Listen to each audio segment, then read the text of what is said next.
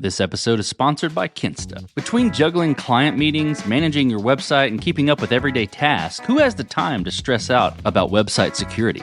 Well, with Kinsta, the technical stuff is taken care of, so you can focus on what you do best.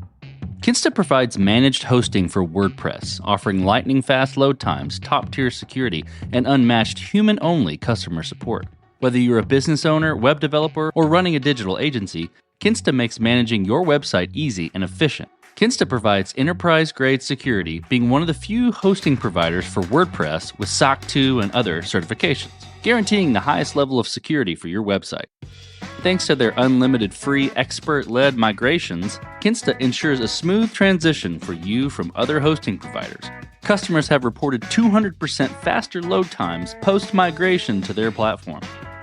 What I find cool about Kinsta is their fast and reliable customer service and premium features that are included at no extra cost. Ready to experience Kinsta's hosting for yourself? Get your first month free when you sign up at kinsta.com today. That's KINSTA.com.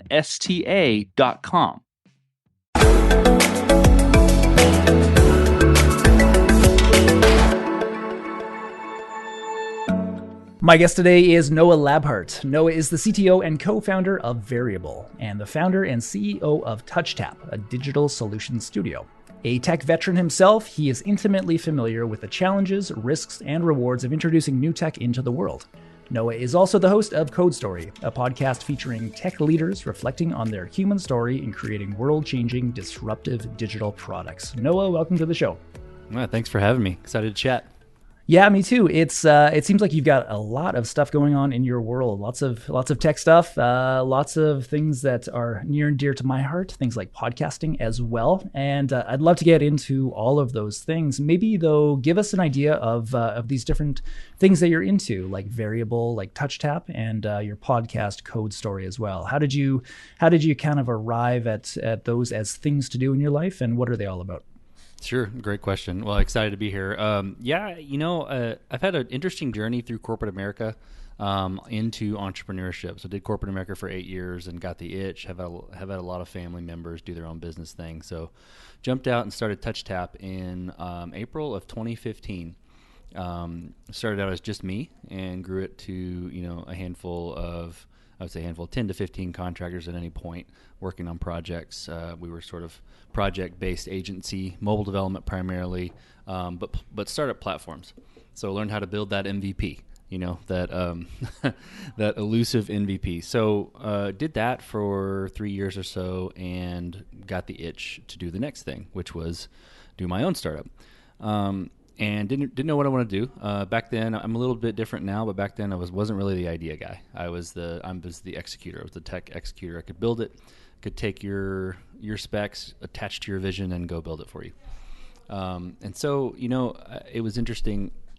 Got to where I wanted to go do my own thing, and got introduced to my current partner, Mike Kinder, through a longtime friend of mine and college roommate, Ryland Barnes, and we got hooked up. In my prior corporate America life, we'll call it, supported manufacturing for a long time. And the idea of Veryable, which is what Mike and I co-founded, is it's an on-demand marketplace for manufacturing labor. And the idea originated with Mike, my partner, and he pitched it to me. And having supported manufacturing, even worked on the shop floor when I was in college, packaging insulation, I couldn't shoot holes in it. I had heard startup idea after startup idea, built a lot of startup ideas where I was like, yeah, I will totally build this for you. I don't believe in it, but I will build it for you, and could not shoot holes in it. So I was like, this is going to work. So that was a few years ago. We launched our first product in February of 2017, and now we're in 10 states. We're expanding into the Midwest. Our team is between 70 and 80 people, and so we're growing pretty fast. So that's been really great. Veryable is awesome. I have a tech team of 12 engineers that are doing amazing work here. And then on the podcast side, had some friends that started a podcast. I'm a podcast junkie. Myself was heavily influenced by How I Built This with Guy Raz. Love the way he approaches storytelling, narration, and bringing out the real tense points in a story. He's really good at that. And I wanted that for tech, but couldn't find it. And not that I couldn't find good tech podcasts. There's a lot of really good tech podcasts, but I couldn't find one that was, centered around narration, centered around a music bed, centered around pulling out tension in a human story. And I wanted that for tech, so decided to jump out and do it myself. That's awesome. That's really cool. And so your podcast, it would be, I often think of podcasts as two different, they come in two different varieties. I'm sure there are many more, but for me, it's like there's the interview based ones like we're doing right here. And then there's also the more produced variety. So your podcast would be, like you said, on a music bed with kind of a production associated with it. Is that the idea? Yeah, that's the idea. It's an interesting hybrid of what you just said, because it is an interview. It's sort of baked around the same sort of sets of questions, and I may dive into a topic here and there, but it's based around the same idea of building an MVP from nothing, and then scaling that to something really big. What I do is, though, I take that interview and then I put it to music. I add in some introductory narration. I do some narration throughout the interview. And that's becoming more and more so. I'm actually still working on building that part of it out. But the music part of it is supposed to create tension in the story. Like when we talk about mistakes, it's going to feel like, the cinematic mistake music, or it's when we talk about scaling, it's going to sound a little electronic because it's, right. I'm thinking about that sort of generates, kind of a DevOps feel, or like like bits and bytes replicating things like that. So putting it to a music bed and creating a bit of more of an audio experience. That's really cool. So what I often like to get into with my guests is like, what would you recommend to people if they're wanting to do similar things to what you have done? And so one of these things that you've done is that you've gone out and started a podcast. I've talked to many of my listeners who have said they want to do their own podcast. They want to do something that's maybe an interview show, or maybe just explores some topic in maybe a narration fashion. What would be your advice to people if they want to go start a podcast? Is there any kind of like first thing they should do before even thinking about it, or any first steps they should take? That's a great question, and I don't know that I've had to answer it, but I've got some thoughts. I think that people should. I think this is for startups and podcasts in general. This is my general take on most things like this. Is there's so many resources for free out there now that you can just jump in and start using. So the first thing I would say is just do it. Just do it, and don't produce it, but produce the content. Record an episode. Get in there and record it. The first time you do it, you're not going to like it. It's not going to ever be the way you have it in your head until you do a bunch of reps and a bunch of iteration. So get out there and do it. And I would say, start small. Start unconstrained. If you want to start a podcast and you're really excited about a topic, just use your phone. Download Anchor and use your phone and record some episodes and kind of get into the feel of what that feels like to release content on a regular basis, and what it feels like to talk into a microphone or into your phone. Just start and kind of get out there and see what people think of your content. That's what I would say. Yeah, that's really good. I think that's wise. Start small. Don't. I often see this more with people maybe who are getting into like streaming. So like live streaming their coding or whatnot. And what I see quite often before they even get started with like a Twitch channel is going straight into like, what gear should I get? Like, what's the resolution of a digital SLR camera I should put above my computer monitor? What should I get for mics and stuff like that? So I like your idea. Like, start without having a super big investment, right? Because you want to see if you even like it before you get going too far along. So that's really cool. Let's talk now about Veryable. I'm really curious about this because you've got what sounds like an awesome product that is. You said you're expanding. You're in 10 states. You've got a fairly large dev team. It sounds like. Talk to me about kind of the process of going from the idea that you were talking with your friend about to getting to where you are now, where you've got this product that's sounds like it's doing really well. Was it like a long time to build up the product to a state where you could sell it, or did that happen in a matter of weeks? Like, what was the groundwork that you did there? Sure. Good question. We started out doing this on the side, like alongside our full-time gig. So I was doing Touchtap full-time. Mike was actually a strategic director of operations at PricewaterhouseCoopers. So he was flying to different sites as a consultant doing work for them. So we were doing this on the side. And I think we took 3 months to build out a prototype, essentially, to sort of prove the model to ourselves. We weren't nothing that could be released, but prove it to ourselves. And then we decided, okay, we need to go get some funds to sort of seed this early development. It took a few more months to finish out the pilot, and that's what we launched in February 2017. I think it was February 13th, 2017. We processed our first op. The people showed up to work. The guy hit pay, and funny enough, it broke. Okay, yeah, right on the first day. Yeah, totally, the first one, and I had to fix it live on site at the guy's 3PL warehouse. But we learned a lot through that process. So we built that pilot, and basically, what that initial product would do would just connect workers and businesses. Yep. There was a kind of a pool of workers to look at, and there was businesses that could go in there and sort of invite them to work, and that was basically it. Mm-hmm. And then over time, we've built it into this operational tool that helps you think through your labor intelligence, not only from our model from an on-demand labor standpoint, but also a full-time labor, a staffing labor, and how you should think about those three things. And we've also introduced different types of technology around private labor pools. Call them private. Call them your favorites. It's a good way to think of it.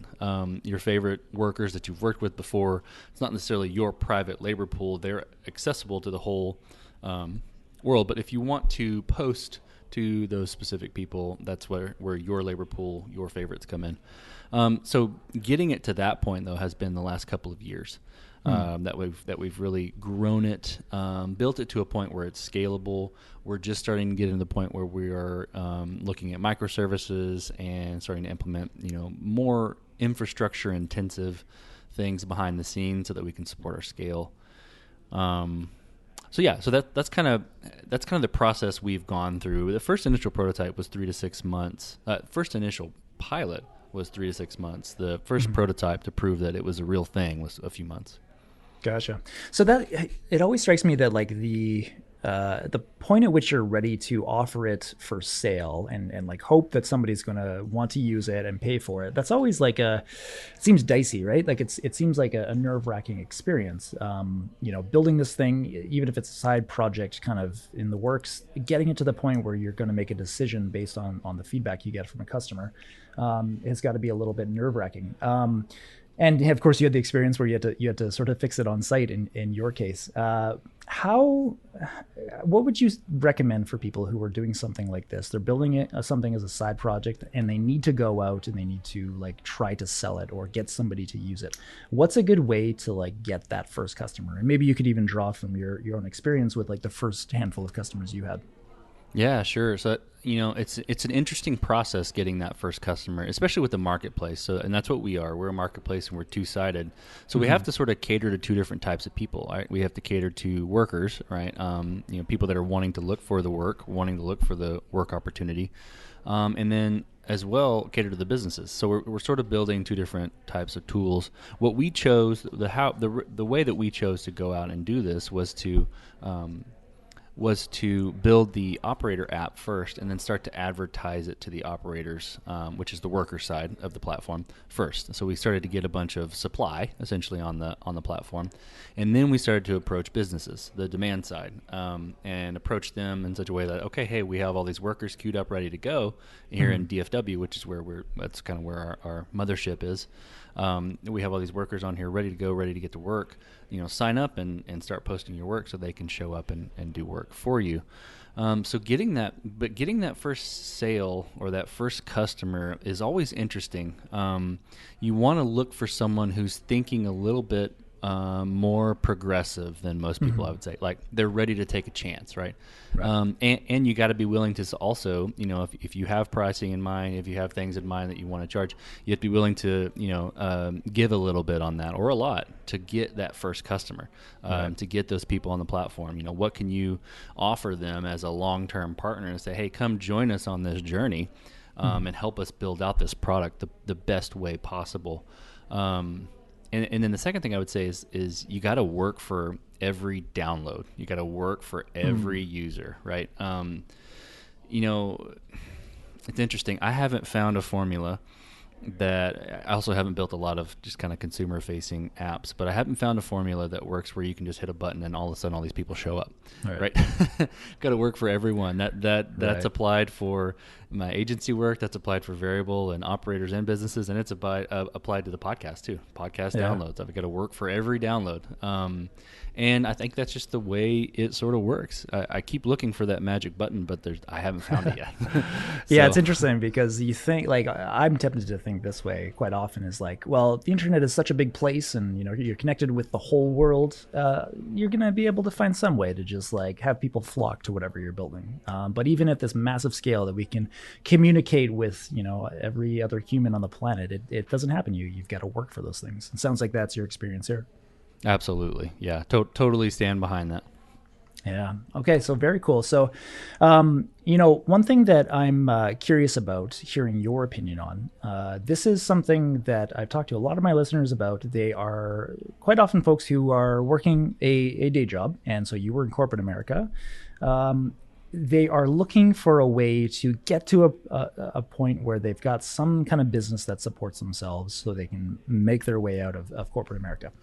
So tell me about your kind of approach to that. And what I'm wondering about is, like, was it a strategic kind of thing that you were doing when you were still doing the corporate gig to find a way to make your way out? Or was it like on a whim, you're like, I'm going to jump ship and go do my own thing? How did you sort of ideate about that back when you did? Sure. That's a great question. My wife and I were pretty strategic.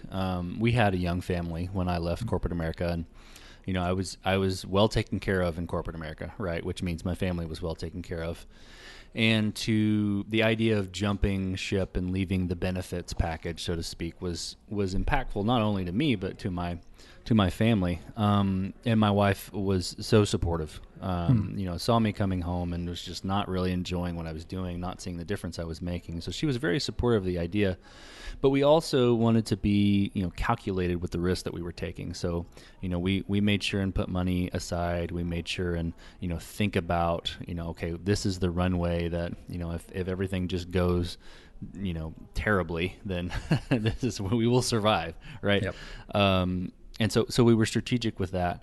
And, you know, when I left corporate America to start TouchTap, you know, I had been doing software development on the side for the whole time I was in corporate America. And before that, I did software development, did .NET development as a consultant, and a bunch of things like that. So jumping from corporate America into software development was something I knew how to do, right. As far as building the software. Didn't know how to be an entrepreneur, and I got some stories around that too. But yeah, I knew how to code, and so that was a bit strategic in the sense that I was, you know, jumping out to something that I knew how to do. I wasn't jumping out to become a basket weaver or go, you know, sell insurance or things like that. I don't know anything about that stuff. But coding and software, I know how to do that, and I know how to deliver results. And so that was a bit strategic in saying, like, okay, I'm going to go do this in an agency form. Yeah. Okay. Gotcha. So what was your sort of lead time sort of going from, okay, I'd like to make a break for it, to actually exiting your corporate gig? Was there like a long period of time? Was it short? Sure. I would say it was pretty short. It was pretty aggressive, wherein I actually decided. I think we were talking about it for about a year before I actually left. We were, but just talking, ideating. You know, we weren't like, we're going to do this, you know, and I wasn't like, honey, I gotta go, you know. I was like, man, I'm feeling this and I don't know what's going on. You know, I'm kind of just keeping an eye. I'm not really enjoying what I'm doing. I'm really enjoying, you know, doing software on the side. I had just gotten a Mac and started building mobile apps, and I was like, this is really fun. I want to do that. Yeah. But then probably about 6 months, it was, I'd say it was four months. It was January of 2015 when I finally was like, okay, you know, maybe it was New Year's resolution. I actually don't remember that, but maybe that was a bit of a spark there, and decided, hey, you know, we both decided, hey, let's do this. You know, let's give it a shot. You know, we only live once. Let's give it a go, and if it doesn't work out, I can always go get a job. You know, and so we took the next 4 months to be really strategic with our finances and sock money away where we could, and then made the jump. Awesome. That's really cool. So you mentioned there that you've got some stories about jumping into entrepreneurship, and that's really interesting because I think many of us have this grand vision for what it would be like jumping into an entrepreneurial venture. And I think for most people, it usually takes a shape that's different from what we initially think it would be. So I wonder what your kind of lessons learned were there, or things that you ran into. Maybe just tell me some stories about what you encountered going into entrepreneurship and what you took from it. Absolutely. Yeah. I jumped out and thought I knew everything about everything. I was like, okay, I know how to write software, so this entrepreneur thing is going to be a piece of cake, right? Right. No problem. I've run big projects in corporate world. I know how to, wrangle people, lead people. It's going to be fine. So I took on my first project was a fully remote project. The client was in Connecticut, and I'm based in Texas. And it was for a salon, so someone that was not really familiar with technology and what it takes to kind of build it. And I wasn't educating at all. I wasn't educating the client at all on how that worked. I was also underbidding because I didn't know how to bid. Right. I didn't never have to do that. So I was underbidding the project, and I did underbid the project. Took on 3 or 4 developers into the project. Ended up running out of money. Very quickly, and had to go back to the client and be like, look, I've lost control of this project. I can't deliver. And through some legal conversations, we'll quote them as I decided to give all of her money back. Okay. So the first project out of the gate, out of corporate America, was a total failure where it just ate up my savings, because I paid the developers. They did the work that I told them to do. And it wasn't their fault that I lost control of the project. So gave her the money back. And that was a big hit and big, like, what am I doing? Right. Like what in the world? And again, all kudos to my wife. She, picked me up when I was crying in the corner and picked me up off the ground and said, you it's going to be fine. This is part of the journey. You got to learn from this, and you got to figure out what to do next. And so, that next day, after all that kind of settled, it was actually a couple of weeks process. But after it all kind of settled, I was like, okay, let's go back to the drawing board. What do I know? Yeah. I know how to write software. So that's what I'm going to do. TouchTap is going to be me. And I'm going to go be the developer, and I'm going to take on projects, and I'm just going to do that. And I'm going to learn. I'm going to make money right now, first off, because we have to eat. And I'm going to make money, feed my family, and then we're going to see where it goes. And so I did that. And had some successes. Did a project, took on another project, had some successes, got overloaded with work. Was like, okay, I'm at the point where I can take on some more work. I can pay someone part-time to help me. Had some successes there, and I had to bring that person on full-time, and so on and so on. So I just took steps, and every step of the way we grew and grew and grew. But until we mastered that next step, we weren't trying to outpunt our coverage, so to speak. So, my big learning, and I still take this away, this takeaway still applies today and how I approach things. And sometimes I get caught in my old way of thinking of just trying to bite off chew on the whole elephant, or whatever the term is, right? Take one bite at a time of the elephant. To this day, I still try to take one step at a time. What do we need to do now in the short term, and what is the vision for the long term? Right. We're going to take steps towards that long-term vision, and that long-term vision might shift here and there. But as long as we're taking steps towards it, we're going to be able to look solely at those steps while keeping that vision in the future, but solely at those steps and master them. And that's how we're going to grow. And that's paid off. That's paid off in a lot of different areas. Yeah, that's really cool. So what in particular about that first project was it that set it up not to be successful? Was it that you had hired out the development work, do you think? Or was it just like not correctly sizing the project at the outset? Or was it something else? What caused that? Yeah, I think it was not sizing it, and underbidding it. I think that there's a phrase or a slogan that I saw a friend of mine posted on social media a long time ago. I don't even remember where I saw it, but it's basically like, work for full price or work for free, don't work in between. And I think in the beginning I was working in between a lot, and it created a lot of tension, not knowing what not valuing the work I was bringing to the table. So I underbid that project for sure. Didn't have the experience, and then I undersized what was being asked for. In wanting to make sure that I had a client that said yes to my project. I made it fit to whatever they were looking for, which just isn't good for anybody. It's not, the project's not going to succeed. So I think underbidding it and undersizing it, and just not really understanding what was really needed there. And some of that comes with experience. Some of it comes with humility as well. That I kind of launched out thinking I knew everything. Yeah, totally. Yeah, it's I had some of those similar lessons. I learned some of those lessons similarly in my journey. Back in 2017 is when I went out on my own for the first time, doing client work as my sole means of support. And I had a large project to kick that off, but it turned out that I scoped it incorrectly. I undersized it from the get-go. I was very fortunate, though, for a couple of reasons. I think one was that I was the only developer on the project, which was good and bad because it meant that I had a lot of work to do. But it was so that was kind of the bad part of it. It was good though because I didn't have to worry about paying anybody if I was not going to be bringing in as much from the project as I would have needed to. But I was very lucky that the client was like super amenable to me saying, "Okay, I didn't really scope this correctly. Is there anything we can do?" They came out after, we were halfway through and we were supposed to be finished. And they said, "It looks like this was more work than we anticipated. We're going to pay you more basically to finish it out." So probably the luckiest that you can get in that scenario. That's great. I wouldn't recommend anyone trying to count on that sort of setup, but it definitely worked out, and I'm glad it did, because who knows, it may have been dismayed if it had gone another way, but thankfully it worked out. I wonder about, so client work is one thing. Building a product, of course, is a whole other kettle of fish. So what are some of the entrepreneurial kind of lessons that you'd say you've learned building Veryable? Maybe that are a bit different from what you would find in the client and the kind of services world.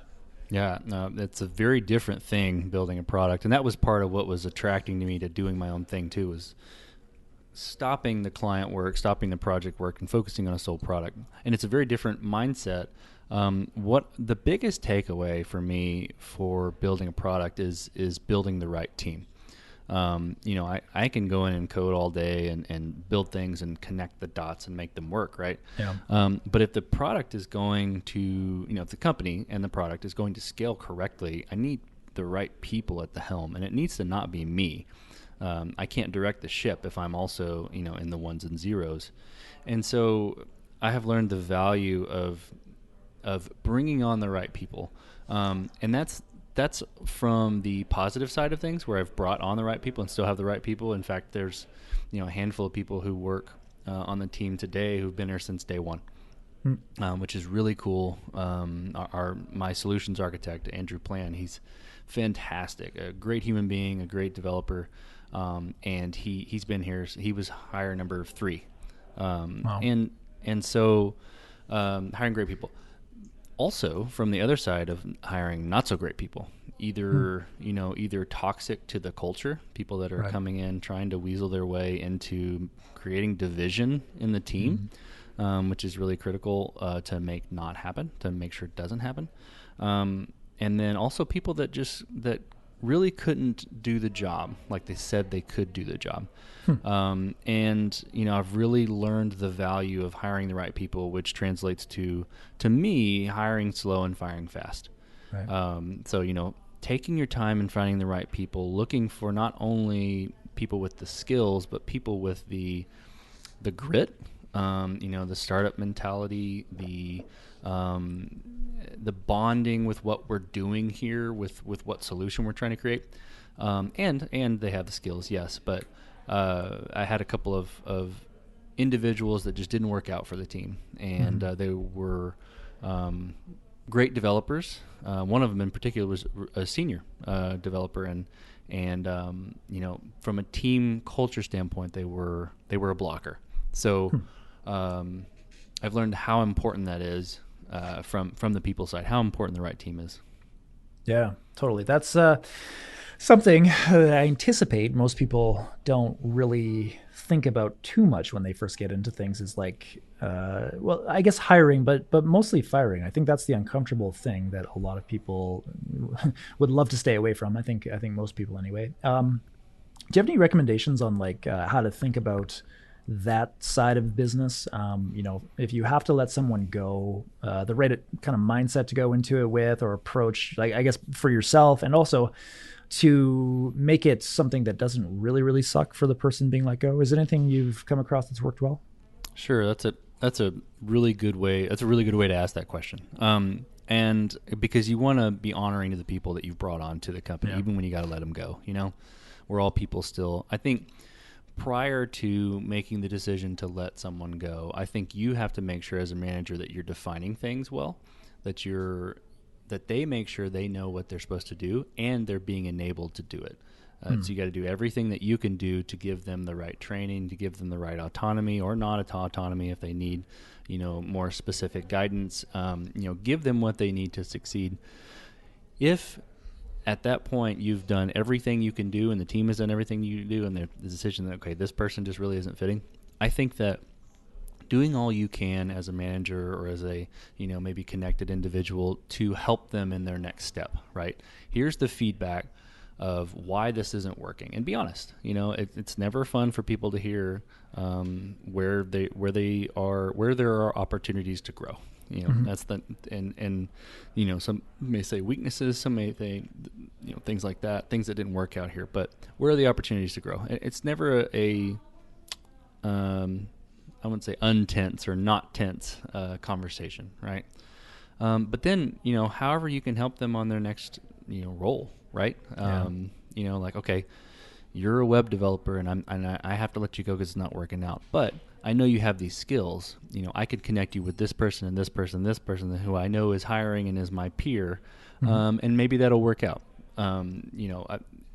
Ultimately, it's up to the person who's being let go. But again, enabling them to succeed even as they go out the door, I think, is really important and just really helpful as a professional. Yeah, that makes a lot of sense.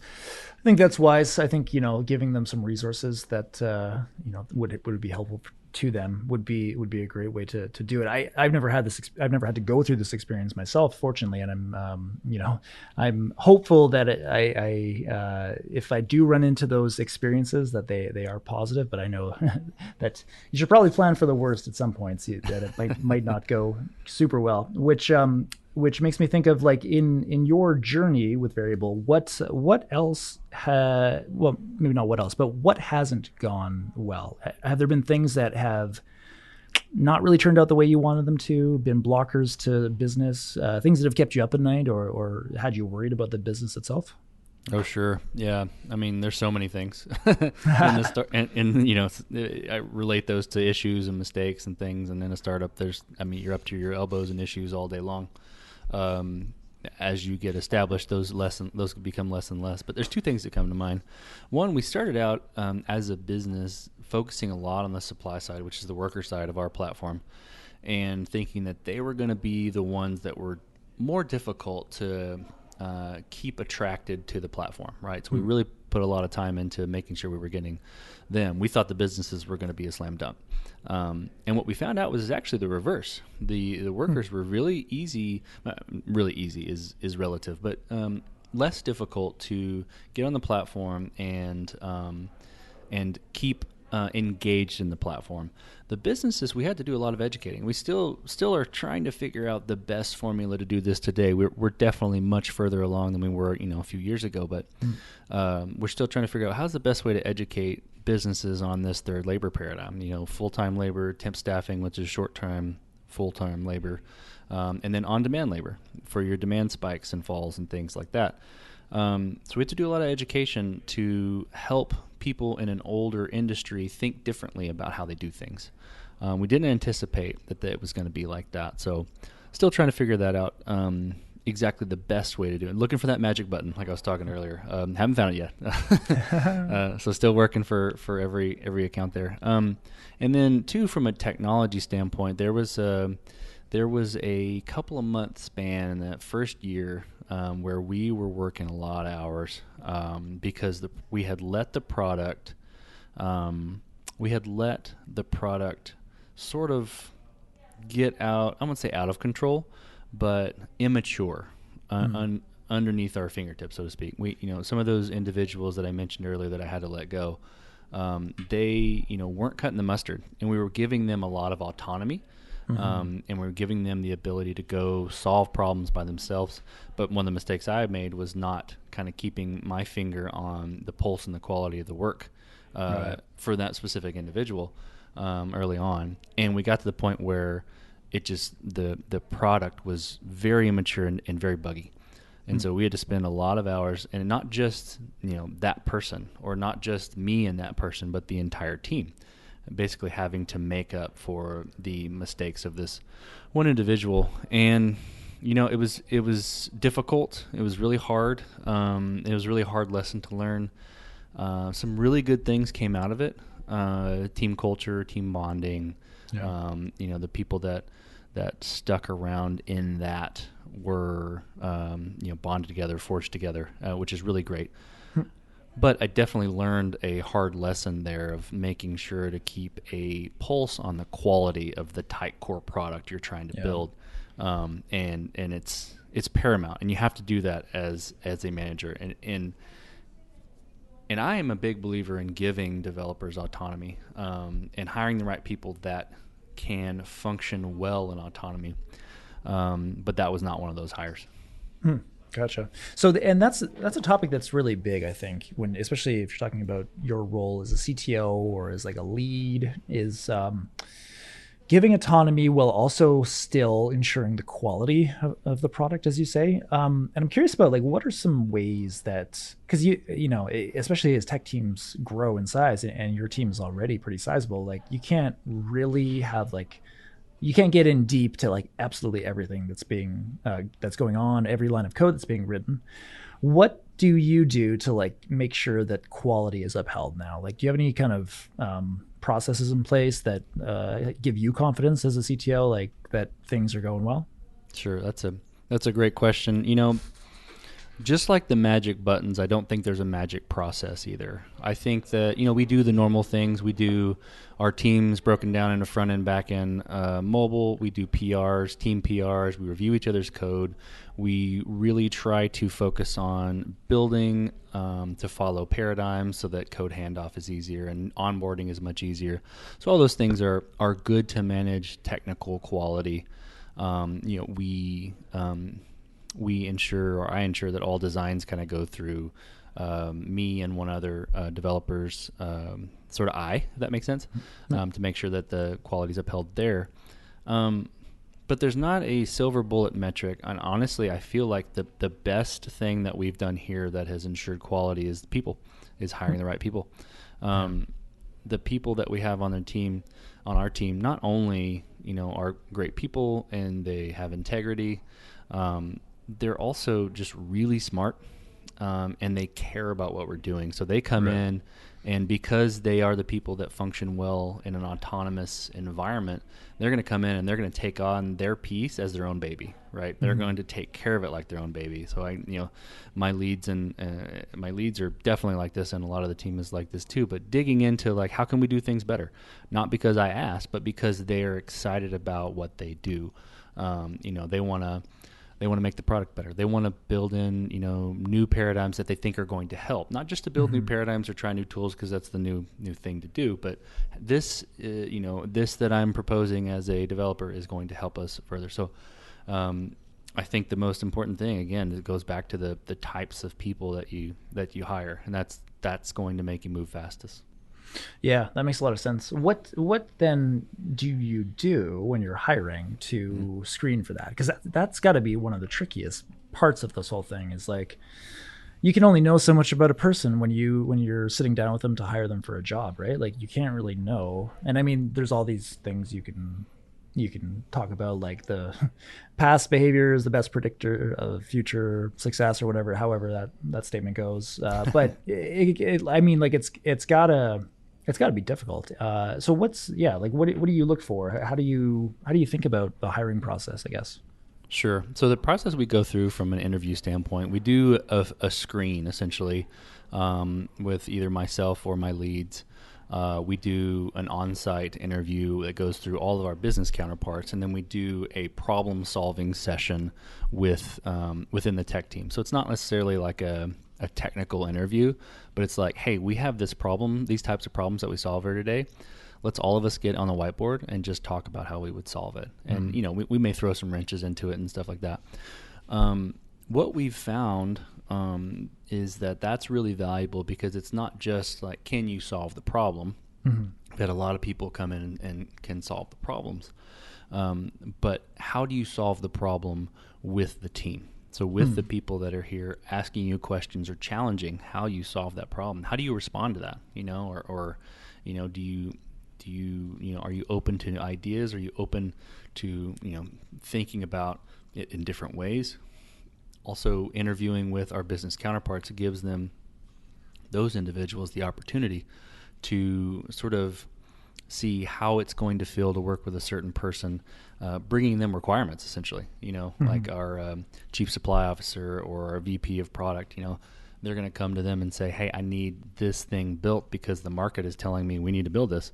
Yeah. How is it going to be working with that person? So those things are helpful. I definitely feel like the problem solving part of it is very strategically important for team sort of fit, if that makes sense from the tech team standpoint. But all that being said, you don't know. Totally. Yeah. There's a little bit of a gut feel there where you take a risk, and if it doesn't work out, then you have to try to fire fast there. I will say what's also helpful too, and this is part of the hiring the right people and the autonomy, is like letting the team take the ownership in the decision too. And sort of having a unanimous vote, or ensuring that people's concerns are heard and addressed and noted, which I think is really important. So typically, if we don't have kind of a thumbs up from all of the leads and myself and the internal team, then there's something there that we need to either explore further, or that is if it's a maybe, it's probably a no, if that makes sense. Yeah, that makes sense for sure. Well, that's really cool. We should probably start wrapping up soon. But one thing that I was hoping we could maybe chat about as we do wrap up is, what would you recommend for people who are wanting to get into like a startup? So, we talked about maybe thinking about leaving corporate America for your own thing. But specifically, I suppose, if you're going to embark on a product company, what would you recommend that people do as they start that? We could talk about like starting slow, starting on the side, what have you. But what would you recommend that people do to be thinking about a product company and starting one up?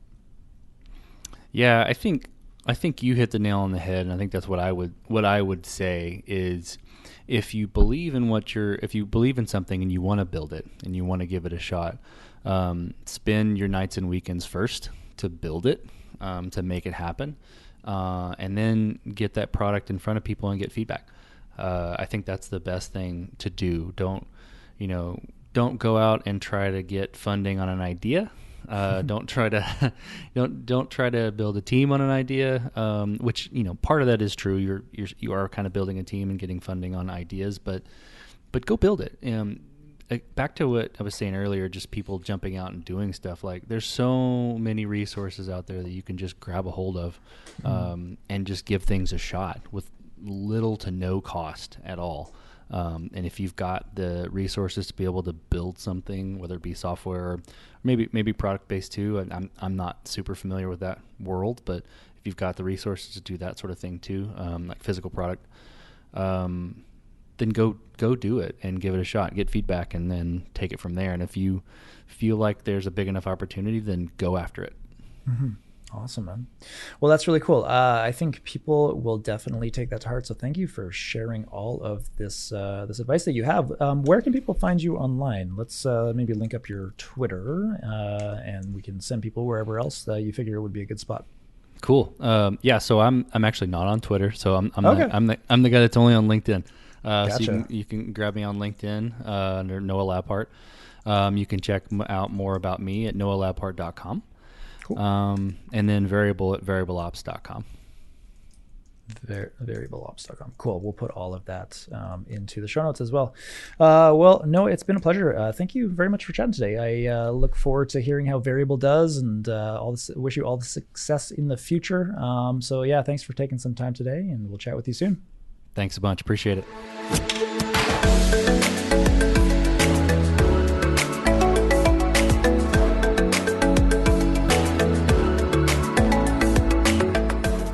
Thank you so much for tuning into the Entrepreneurial Coder podcast today. This has been episode 35 with Noah Labhart. You can find all the links that Noah mentioned in the show notes at ecpodcast.io.